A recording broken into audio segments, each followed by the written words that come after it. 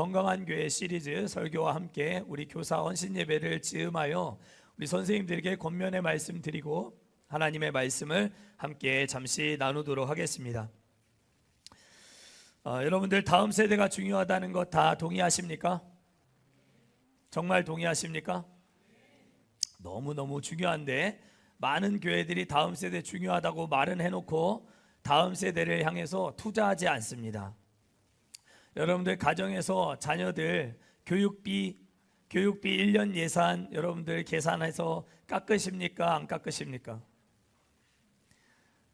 먹을 것 줄이십니까? 학원비 줄이십니까?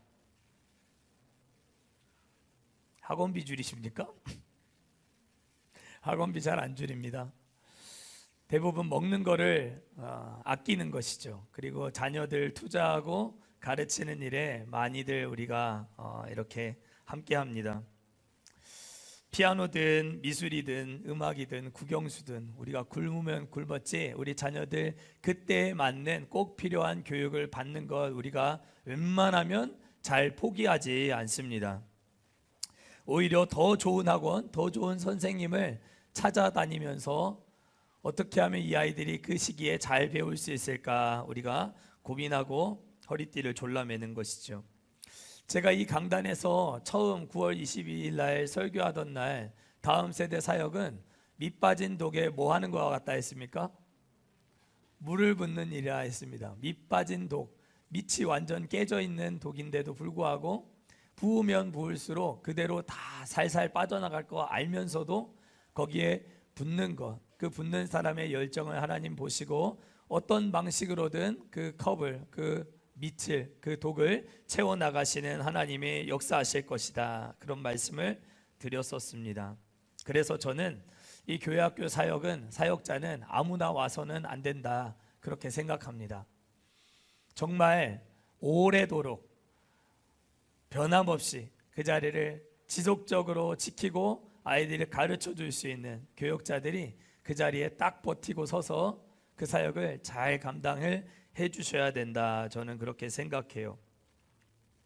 말씀에 대한 아주 확고한 소신과 교육 철학을 가지고 아이들을 가르쳐 줄 수 있는 그런 분을 우리가 꼭 모시고 청빙을 해야 할 줄 믿습니다.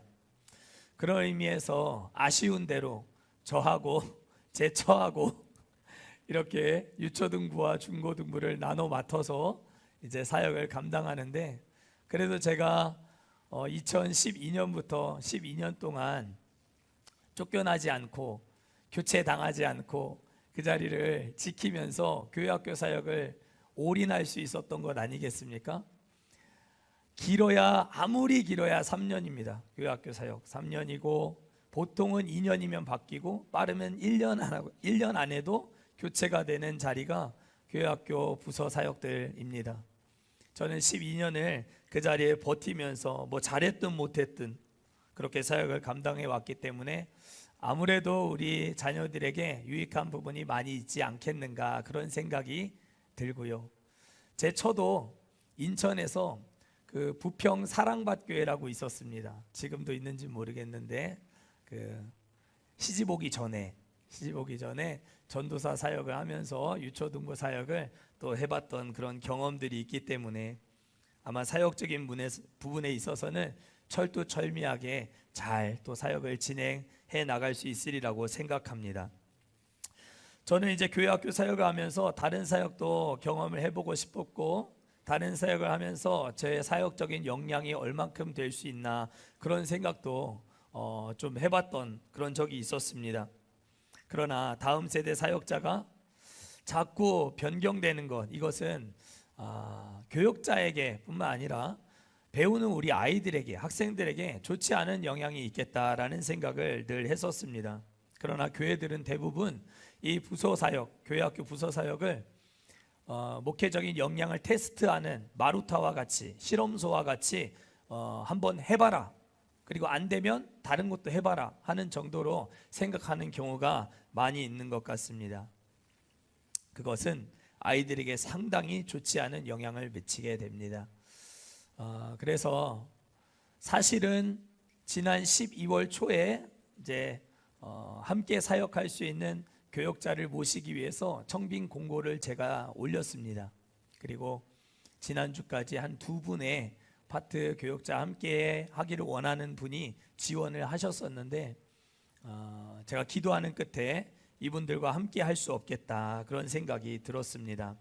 함께 오래도록 사역을 하고 다음 세대 사역에 목숨을 걸 수 있는 그런 분이 좀 잘 선발이 되면 좋겠다 하는 마음을 기도를 그렇게 하고 있는 중에 있습니다.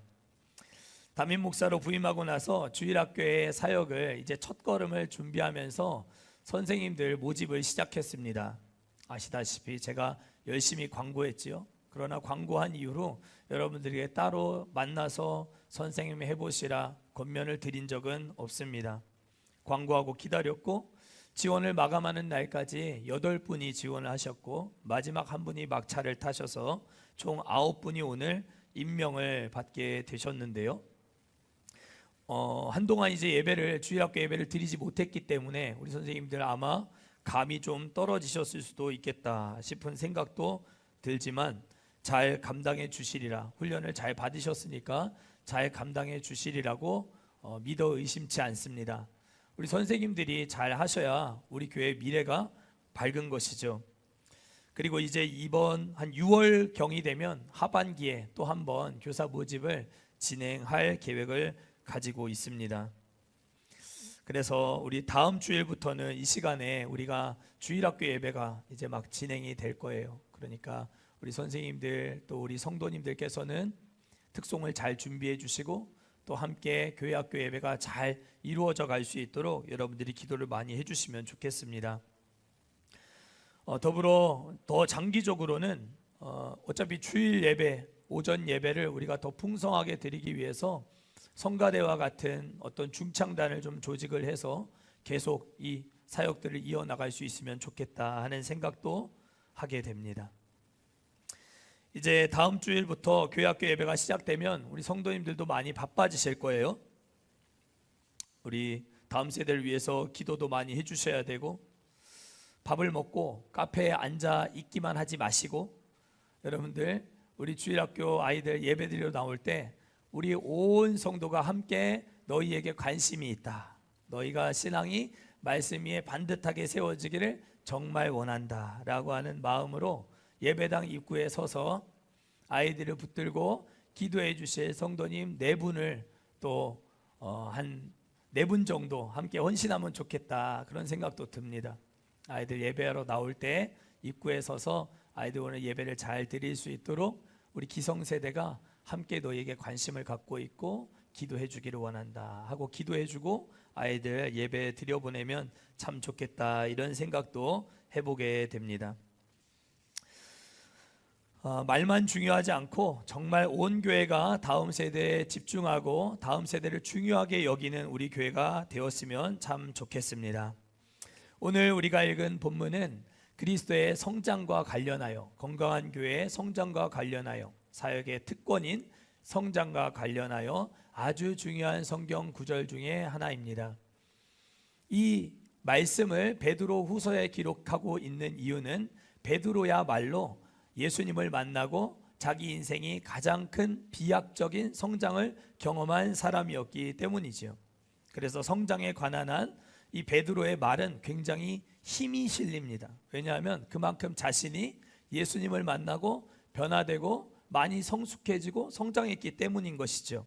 그가 말하는 성장은 굉장히 그 성장에 대해서 자신 있게 말할 수 있는 그런 사람이었다라고 하는 것을 우리가 알 수 있겠지요. 오늘 본문 속 자라가라 하시는 이 하나님의 말씀 속에는 2가지 차원과 2가지 방향으로의 성장이 기록되어 있습니다. 첫 번째는 한번 따라 하시죠. 하나님의 은혜 속에서 자라가라. 첫 번째 우리의 성장의 방향은 하나님의 은혜 속에서 자라가는 것이다 그렇게 말씀하고, 두 번째는 그리스도를 아는 지식에서 자라가라입니다. 한번 따라 하시죠. 그리스도를 아는 지식에서 자라가라. 그러니까 이 하나님의 은혜 속에서 자라가라 하는 것은 하나님의 주도적인 역사 속에서 우리가 성장해야 된다. 하나님의 이끌고 가시는 은혜 속에서 우리가 성장해야 된다. 그런 의미가 되는 것이고, 두 번째, 그리스도를 아는 지식에서 자라간다라고 하는 것은 가르침을 받고 배우고 익히는 과정을 통해서 우리는 성장해야 된다. 그러니까 성장의 두 가지 차원을 우리가 알 수 있는 것이죠. 하나님이 이끌어 주셔서 성장해 나가는 우리의 모습이 있고, 또 우리가 늘 적극적으로 배우고 능동적으로 우리가 익혀서 성장해 나가는 두 가지 차원의 성장이 있다. 그렇게 베드로 사도는 우리에게 가르쳐 주고 있습니다. 건강한 교회가 갖는 특권, 이것이 바로 성장과 성숙이죠. 우리가 태어나지 않았다면 모를까, 태어났다면 어떤 방식으로든 시간이 지나갈수록 성장하고 자라고, 또 어떤 경우에는 고점을 찍고 퇴화하는 그런 과정을 우리가 다 겪게 됩니다. 이것이 자연의 법칙이고 순리인 것이죠. 언젠가 제가 간증을 들었던 내용입니다. 서울 감리교 신학대학교에 이덕주라고 하는 교수님이 계시는데, 교회사를 가르치는 교수님이세요. 이 교수님이 어려서 아버지를 여의게 됩니다. 아버지 나이가 37밖에 되지 않으셨고 어머니가 35살 되셨을 해인데, 아버지가 사고로 이렇게 먼저 하나님 품에 안기게 됩니다. 35살 된 엄마는 졸지에 과부가 되었고, 시댁 식구들로부터 엄청난 핍박을 받게 됩니다. 네가 예수님을 믿기 시작하니까, 네가 예수를 드리게 되니까 우리 집안에 이렇게 환난이 닥친 것 아니겠느냐 하면서 서방을 잡아먹었다고 엄마를 엄청 핍박하고 엄청 박해하더라는 거예요. 어려운 마음 가지고 그렇게 견디며 살고 있었습니다. 이 목사님은 4남매 중에 막내셨다고 해요. 그런데 조금 시간이 지나고 4남매 중에 첫째 아들인, 가장 유능하고 가장 총명했고 가장 수재라고 하는 이야기를 들을 그 첫째 아들이 충주시청에 특채로 합격을 하고 이제 입사를 앞두고 있는 상황에 어렵게 살고 있는 이 엄마를 도와주기 위해서 아르바이트를 시작했다가 뭔가 잘못된 어떤 사고를 당하고 떨어져 가지고 이렇게 목숨을 잃게 되었다고 해요. 첫째 아들도 잃고 남편도 잃고 엄마는 참 소망이 없는 어려운 시간을 보냈죠. 일평생 하나님 의지하고 기도하며 살아왔지만 첫째 아들을 잃고 나서부터는 한 1년 동안 하나님 앞에 기도를 하지 않았다고 합니다. 할 말이 없는 것이죠. 아무 기도를 할 수 없는 그런 어려운 시절을 보내던 그 엄마가 그 어려운 상황을 받아들일 수 없어서 한스러운 마음을 안고 이런 기도를 드렸다고 합니다. 하나님, 왜 4명의 아이들 중에 가장 잘난 첫째 장남을 데려가셨습니까? 말썽 부리는 둘째도 있고 딸도 있고 막내 아들도 있는데 왜 우리 집에 소망인 장남을 데려가셨습니까? 얼마나 원통하고 분하고 시댁의 핍박을 견디기 어려웠으면 그런 기도를 하셨을까요?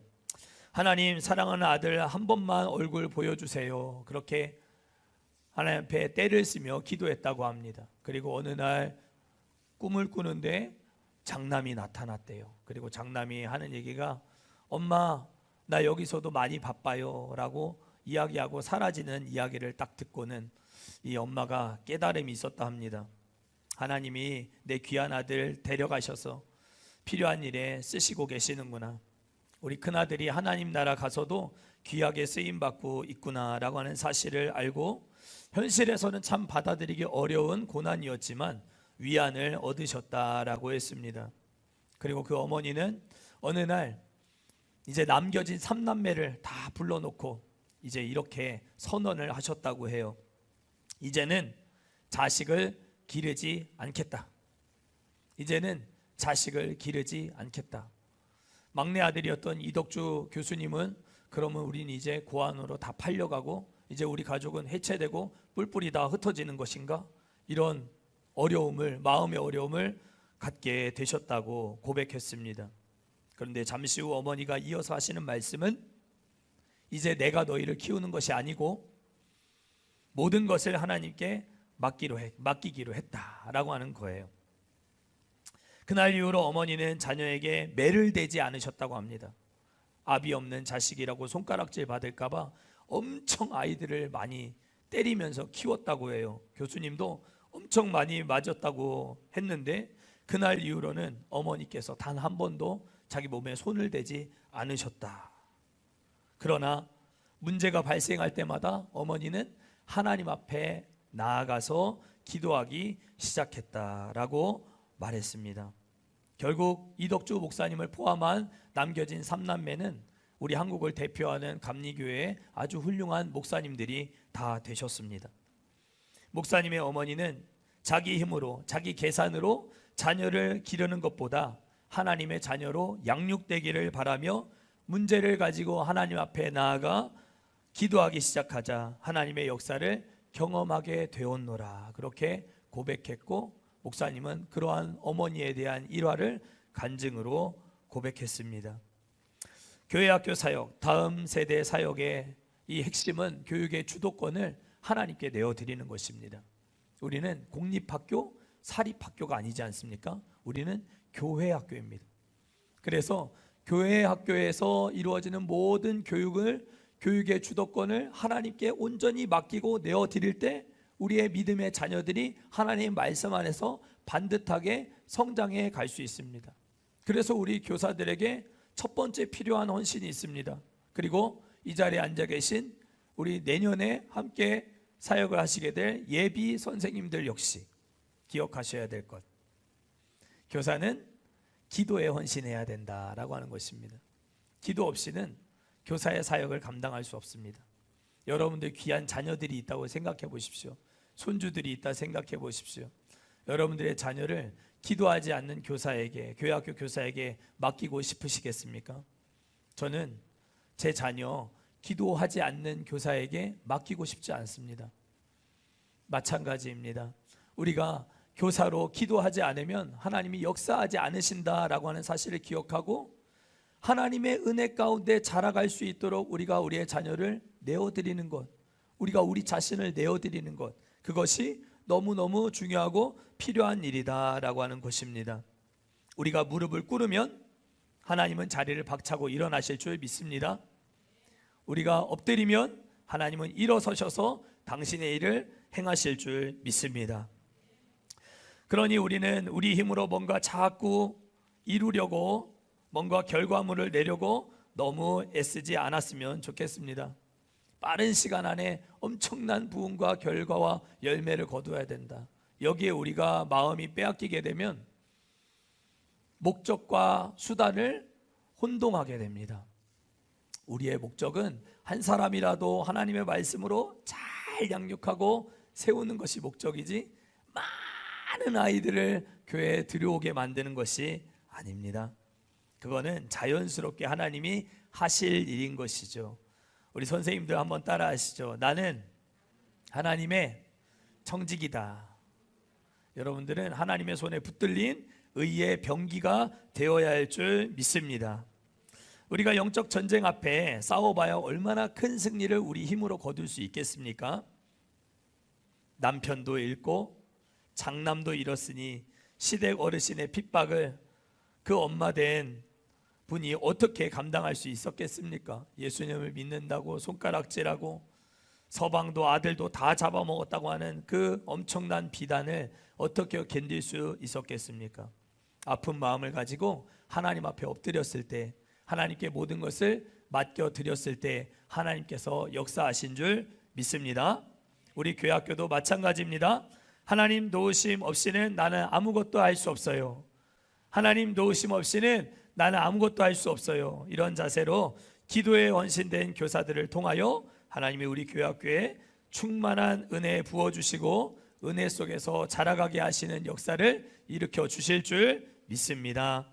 두 번째 우리 교사들의 헌신은 첫 번째 기도에 대한 헌신이고 두 번째 교회 사랑에 대한 헌신이 필요합니다. 우리는 교회학교 교사이지요.